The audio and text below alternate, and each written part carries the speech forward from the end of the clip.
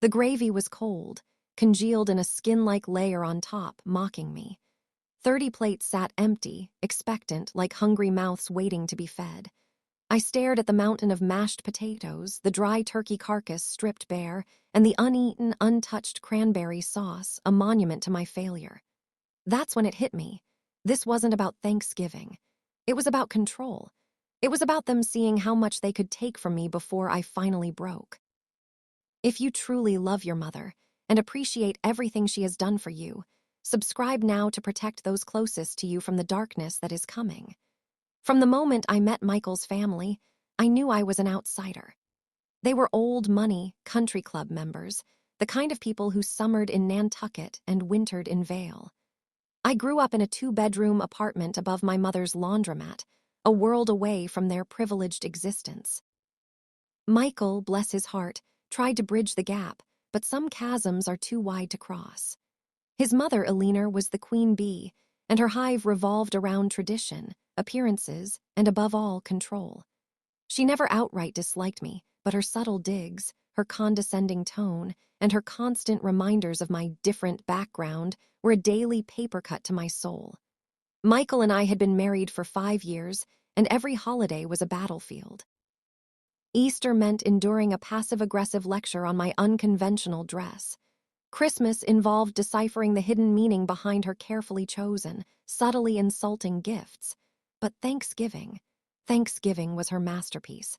This year, she announced, we would be hosting 30 people at our house. "It's time Emily proved herself," she declared, her voice dripping with saccharine sweetness that turned my stomach.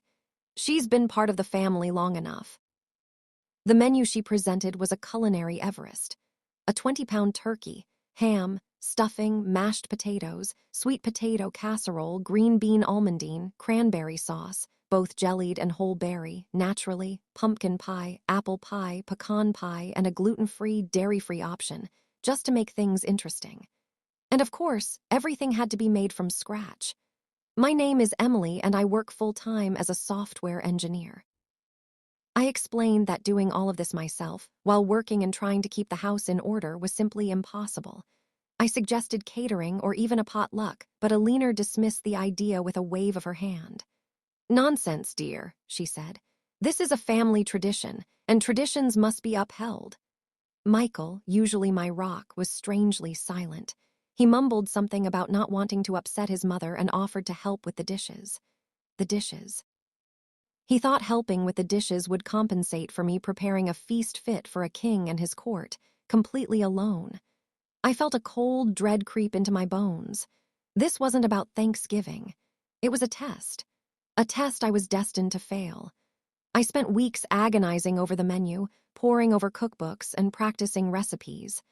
I took time off work, sacrificing my precious vacation days to slave away in the kitchen. I was exhausted, stressed, and resentful, but I was determined to prove Eleanor wrong, to show her that I was worthy of being part of her family. The day before Thanksgiving, I was a whirlwind of activity. I peeled potatoes, chopped vegetables, and wrestled with the enormous turkey. Michael, true to his word, did help with some of the prep work, but his contribution was minimal, and his heart clearly wasn't in it. He spent most of the time on his phone, occasionally glancing up to offer a half-hearted word of encouragement. By evening, the house was filled with the aroma of roasting turkey and simmering spices.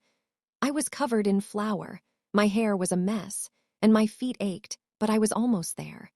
Just a few more hours and I could finally relax. That's when Eleanor arrived, unannounced, with her helpful suggestions.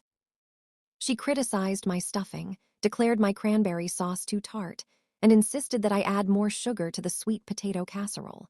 She hovered over me like a hawk, pointing out every perceived flaw and inadequacy. I bit my tongue, trying to remain calm, but her constant nitpicking was pushing me to the edge. Then she delivered the final blow. "You know, dear," she said, her voice dripping with false sympathy. "Michael told me you've been having some trouble at work. Perhaps this is all too much for you. Maybe you should just order pizza. It would be far less stressful." The implication was clear. She thought I was incompetent, incapable of handling the task she had assigned me, that I was a failure, both in the kitchen and in life. That's when something inside me snapped. I looked at Alina, her perfectly coiffed hair, her smug expression, and her diamond-encrusted jewelry. I saw not a loving mother-in-law, but a cruel, manipulative woman who delighted in making me feel small and insignificant. And in that moment, I made a decision. I wouldn't cry, I wouldn't argue, I wouldn't give her the satisfaction of seeing me break. I would simply smile, say, of course, and board a plane. The person I trusted most was Michael. He had told his mother about my work struggles, something I had confided in him in private. He used my vulnerability as ammunition for his mother to further torment me. The day they betrayed me was the day revenge was born. I smiled at Alina, a tight, brittle smile that I hoped concealed the turmoil raging inside me. Of course, I repeated, my voice dangerously calm. Pizza sounds wonderful. Why don't you take over? I'm suddenly feeling quite unwell. I think I need to lie down. I turned and walked away, my heart pounding in my chest. I went upstairs to our bedroom, ignoring Michael's confused calls. I threw open my closet and pulled out my suitcase, the one I usually reserved for business trips. My hands trembled as I packed a few essentials: clothes, toiletries, my laptop. I didn't know where I was going, but I knew I couldn't stay here. Not for another minute. Not with them. As I zipped up my suitcase, I glanced at the framed wedding photo on the dresser. Michael and I, young and happy, our faces full of hope and optimism. A wave of nausea washed over me. How could he do this to me?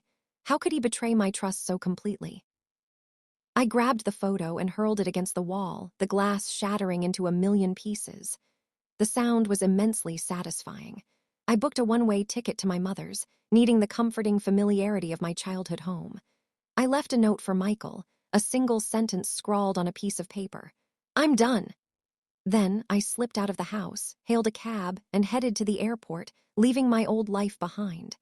The next few weeks were a blur of exhaustion and grief. My mother, bless her soul, welcomed me with open arms, no questions asked. She made me tea, cooked my favorite meals, and let me cry on her shoulder. But even her love and support couldn't erase the pain. I replayed the events of Thanksgiving over and over in my head, each time feeling a fresh wave of anger and betrayal. Sleep became a luxury I could no longer afford. I would lie awake for hours, staring at the ceiling, my mind racing with thoughts of Alina and Michael. I saw their faces, heard their voices, felt their judgment like a physical weight on my chest. I lost my appetite and my clothes hung loosely on my frame. My mother worried about me, but I couldn't bring myself to talk about it. The shame was too overwhelming. I had failed. I had let them win. I spent my days holed up in my old bedroom, staring at my laptop screen, pretending to work. I managed to complete a few assignments, but my heart wasn't in it. I felt like a shell of my former self, hollowed out and empty. One evening, as I was scrolling through social media, I saw a picture of Michael and Alina at a Christmas party. They were smiling, laughing, surrounded by friends and family. They looked so happy, so carefree, as if nothing had happened. A surge of rage coursed through my veins. How dare they be happy? How dare they act like they hadn't destroyed my life? That's when I knew I couldn't let them get away with it. I couldn't just sit back and let them continue to control me. I needed to fight back. I needed to make them pay. Not with violence, not with shouting, but with something far more effective, a meticulously crafted plan. A plan that would expose their lies, reveal their true nature, and dismantle their carefully constructed world. The plan had begun. I stayed silent, because the plan had begun. The first step was gathering information. I started by subtly reaching out to Michael's family and friends, pretending that I missed them and wanted to reconnect. I asked about their lives, their jobs, their hobbies, all the while carefully listening for any clues, any weaknesses, any cracks in their armor. It was slow, tedious work, but I was patient. I knew that every little detail could be valuable. I discovered that Alina's pristine image was a carefully constructed facade. She was deeply in debt, having secretly gambled away a significant portion of the family fortune. She was also having an affair with the golf pro at the country club, a fact that she desperately wanted to keep hidden from her husband. Michael, on the other hand, was struggling at work.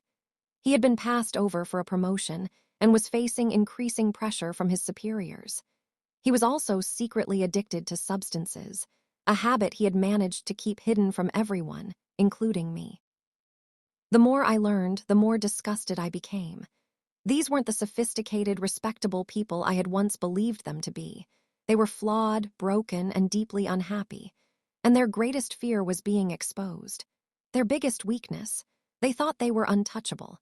I spent weeks meticulously documenting my findings, gathering evidence, and building my case. I knew that I couldn't rely on hearsay or speculation. I needed concrete proof. I hired a private investigator to help me track down financial records, obtain photographs, and verify my information. It was expensive, but it was worth it. I needed to be absolutely certain that my plan was foolproof.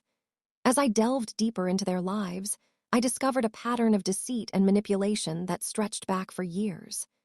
Aliner had a long history of undermining Michael's relationships, sabotaging his career, and controlling his every move. She saw me as a threat to her power, an outsider who dared to challenge her authority. Michael, in turn, had become her willing accomplice, desperate for her approval and terrified of her disapproval. He had sacrificed his own happiness and integrity to please her, becoming a shell of the man I once loved. The realization was heartbreaking, but it also fueled my determination. I knew that I had to stop them, not just for myself, but for anyone else who might fall victim to their toxic behavior. The pressure was immense. Sleepless nights were filled with a sense of injustice, the weight of their actions crushing me. I felt myself changing, hardening.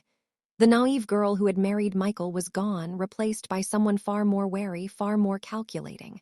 This was no longer just about revenge. It was about survival. The weight of it all threatened to crush me.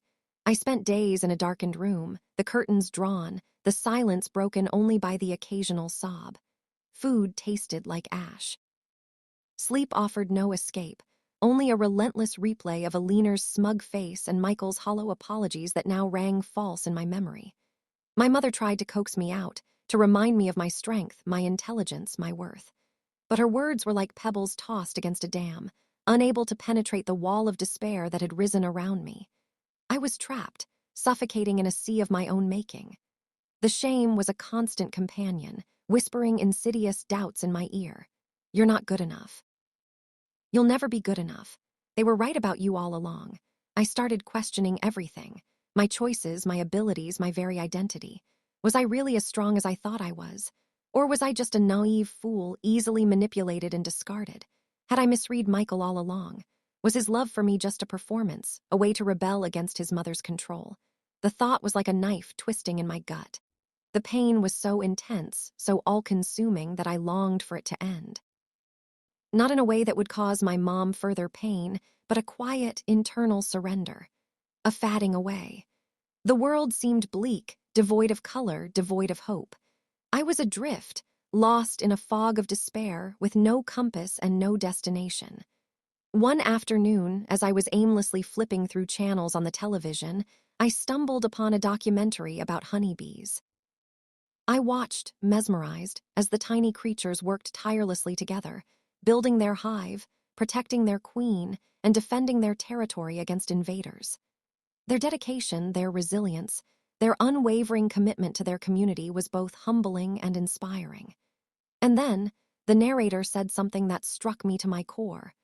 When a hive is threatened, the bees will do whatever it takes to protect it, even if it means sacrificing their own lives. A spark ignited within me, a flicker of defiance in the darkness. I wasn't a honeybee, but I was a survivor, and I refused to let Aliner and Michael destroy me. I refused to let them steal my happiness, my self-worth, my future. I realized that I had been so focused on their cruelty, their betrayal, that I had forgotten about my own strength, my own resourcefulness, my own power. I had allowed them to define me, to control me, to dictate my narrative, but no more. It was time to take back my life. It was time to fight back. A plan began to form in the back of my mind, a plan that was audacious, daring, and potentially devastating.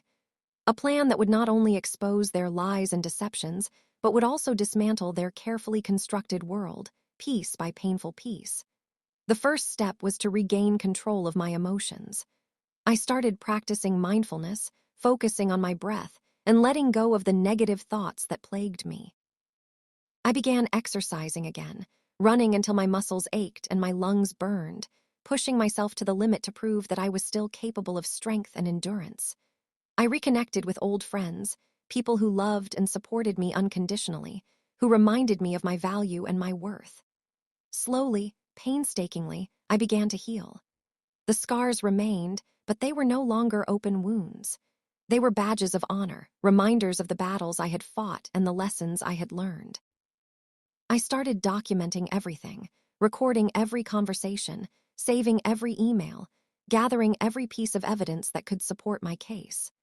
I knew that Alina and Michael were powerful and influential, and I needed to be prepared for anything they might throw at me. I contacted a lawyer, a sharp, no-nonsense woman who specialized in high-stakes divorces. I told her everything, laying bare my vulnerabilities, my fears, and my hopes. She listened patiently, her eyes never wavering, her expression unwavering. When I finished, she simply nodded and said, "We can do this." Her confidence was infectious. For the first time in weeks, I felt a glimmer of hope. I wasn't alone, I had an ally, and together we would bring them down. I smiled, a genuine smile this time, the first in a long time. The game had changed. I was no longer the victim. I was the player, and I was about to rewrite the rules. I was counting every second. I dove back into my work with a renewed sense of purpose. The coding that once felt like a chore now became a source of focus, a way to channel my anger and frustration into something productive. I spent hours honing my skills, learning new languages, and tackling complex problems. I was determined to prove not only to myself, but to everyone that I was more than capable, more than competent. I started volunteering at a local women's shelter, offering my tech skills to help them update their website and improve their online presence.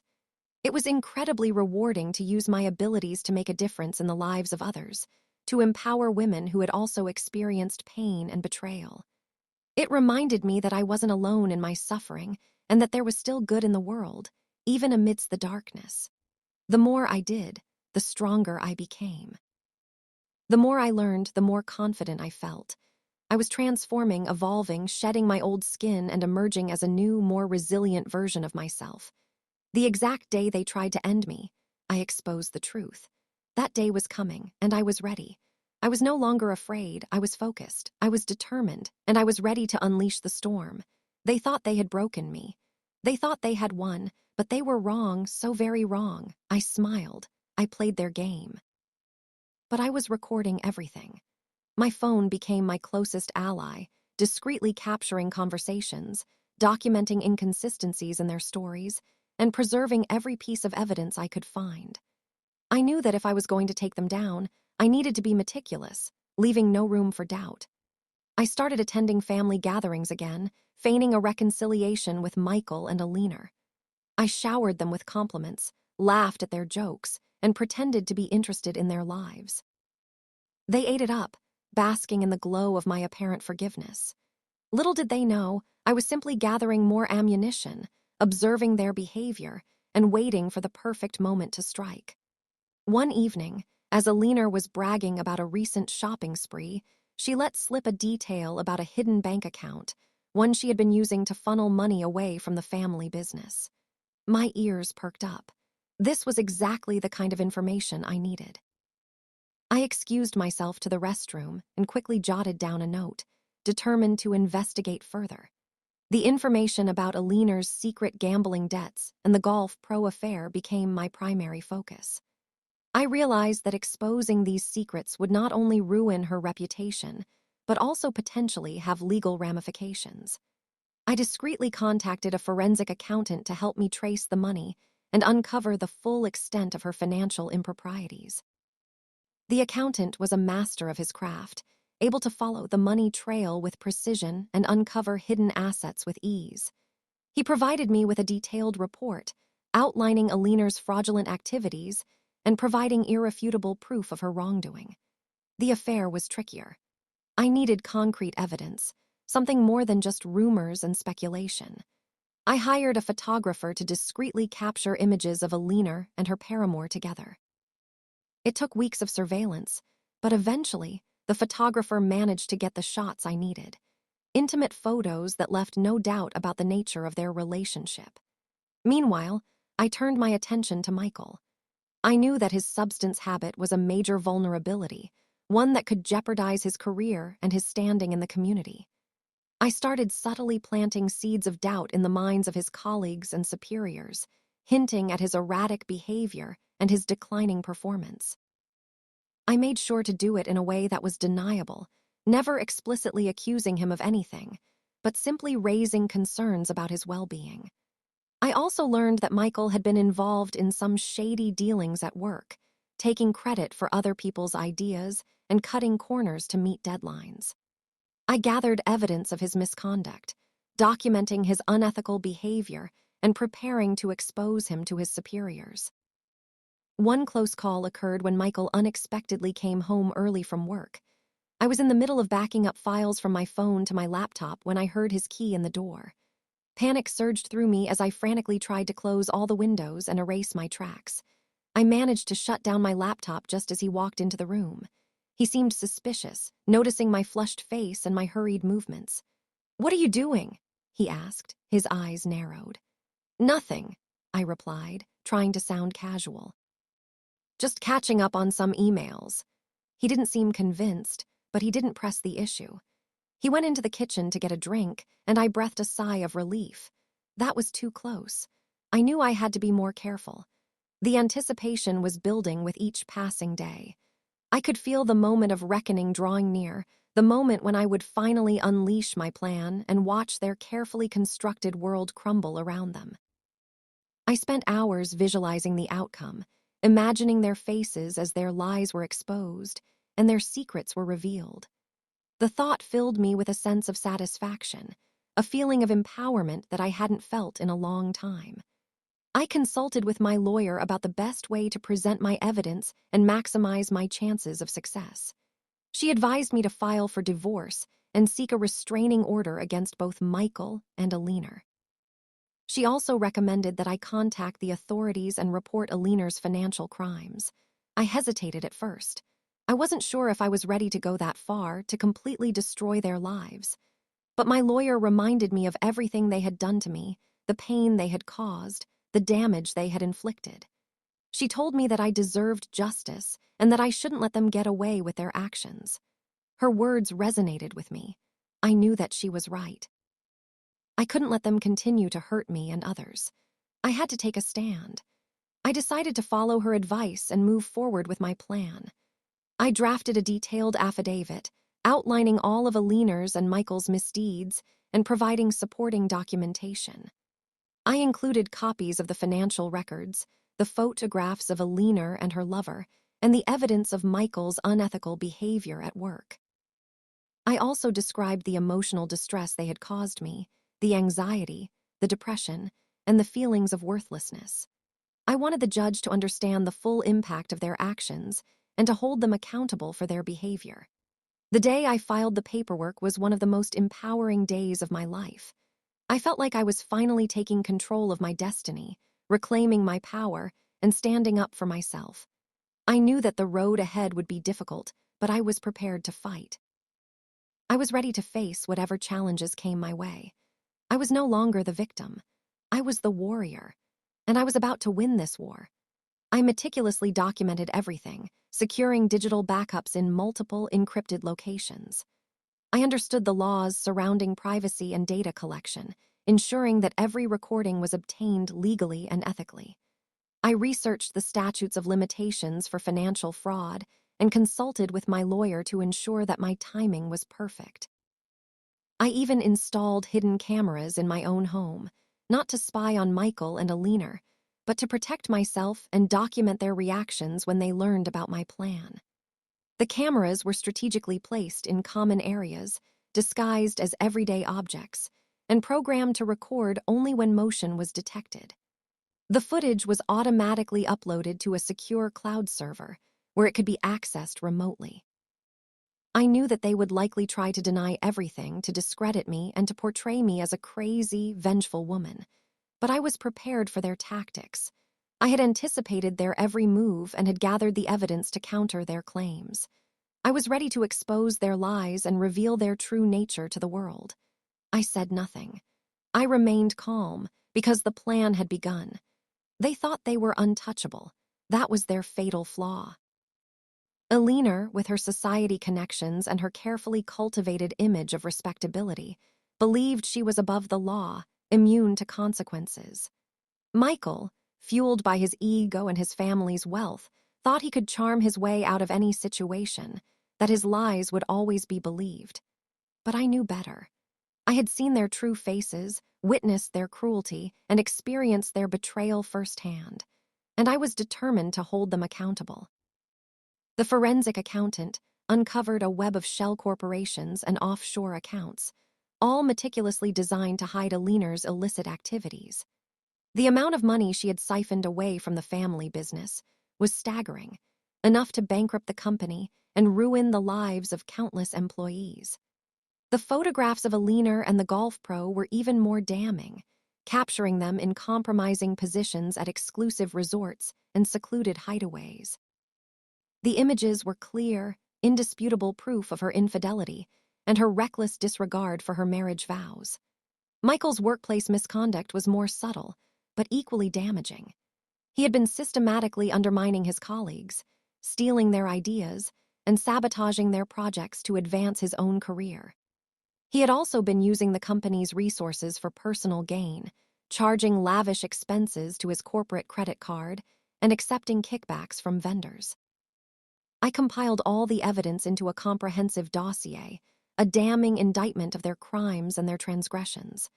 I presented it to my lawyer, who reviewed it carefully and assured me that we had a strong case.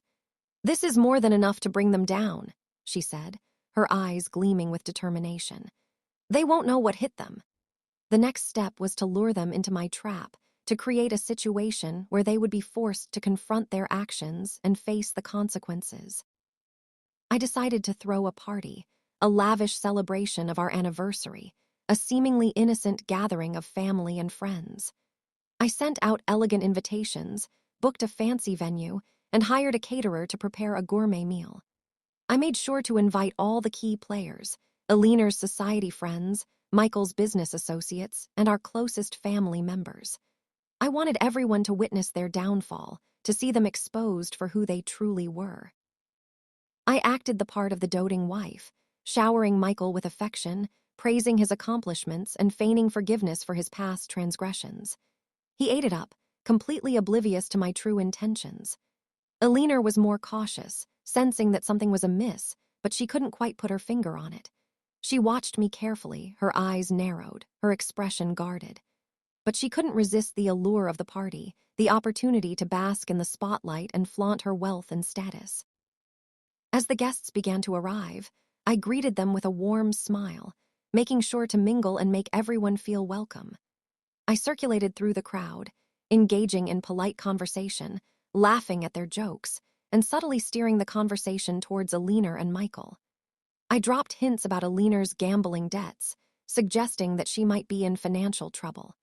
I made veiled references to Michael's workplace misconduct, implying that he might be facing some ethical challenges. I watched as the whispers spread, as the rumors gained momentum, as the seeds of doubt were planted in the minds of my guests. The atmosphere in the room began to shift, the air thickening with tension and anticipation. Eleanor and Michael noticed the change, sensing that something was happening, but they didn't know what. They tried to maintain their composure, to project an image of normalcy, but their unease was palpable. Their biggest weakness, they thought they were untouchable. As the evening progressed, I gathered everyone in the main ballroom, announcing that I had a special surprise for Michael and Eleanor. I dimmed the lights and cued the projector, which was connected to a hidden laptop.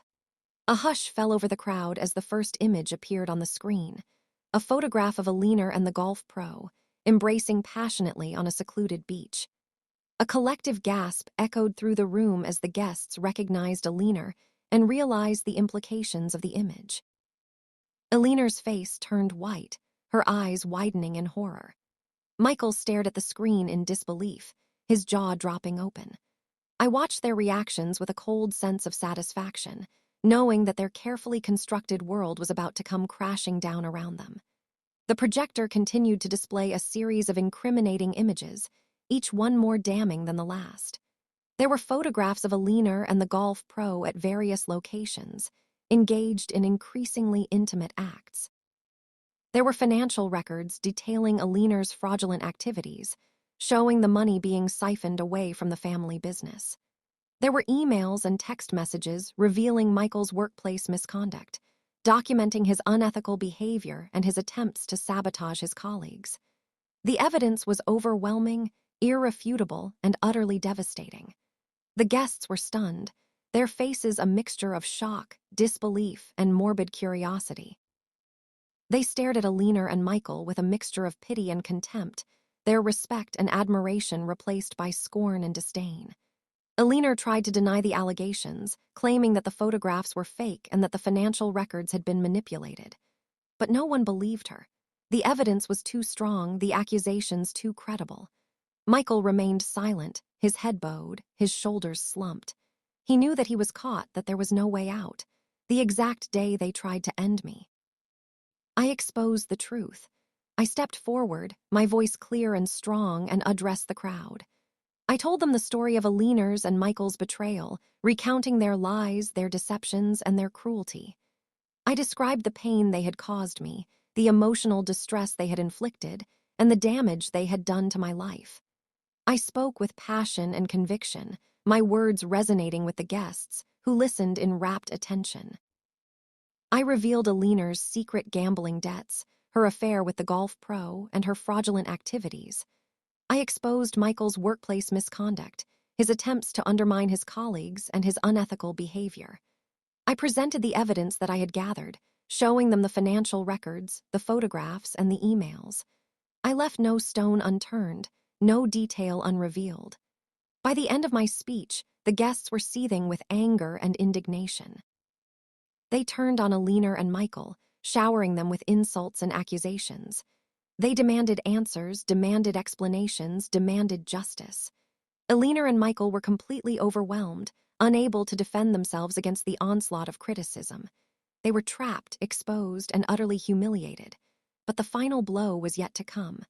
I turned to Michael, my eyes filled with a mixture of sadness and